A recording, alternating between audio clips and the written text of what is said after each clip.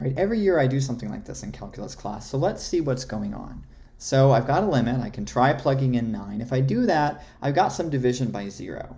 That's usually a bad sign and probably means we should look to simplify to see if there's an equivalent expression for this. And so I told my students to start by multiplying by the conjugate, so that's square root of x minus 3.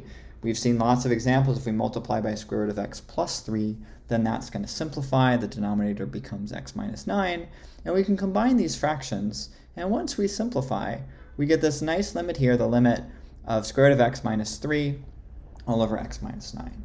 Now we still have a problem of dividing by 0, right? And again, this time we have 0 over 0. Let's try another conjugate. You may think, well, we've already done that. Well, let's try it again, see what happens. And so if we try that again, we do a little bit more simplification. Now, finally, the magic happens. We now get a factor of 9, x minus 9 over x minus 9. That's where our 0 over 0 is coming from. We can cancel those out. And at the end of the day, we get a number of 1/6. So this is a problem. I like to assign it because it gives us practice with algebra. It gives us practice with square roots. It gives us practice with factoring.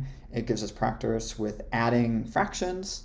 And ultimately, we get a number, which is, kind of satisfying at the end. And so another way to see this problem is to analyze that second term, 6 over x minus 9, and factor the bottom using the square roots, using the same idea of the conjugate. And then using a little bit of backwards processing, say, what if we tried to think of this one fraction as coming from two different fractions? And so you may want to pause the video, see if you can figure out what would go in these question marks. And if you didn't pause the video, I can just tell you, and you should check to make sure this is true, that if you put in -1 in this numerator and 1 in this numerator, that would be a decomposition of this fraction into two other things. And so, okay, you look at that and you say, well, why is this going to be helpful?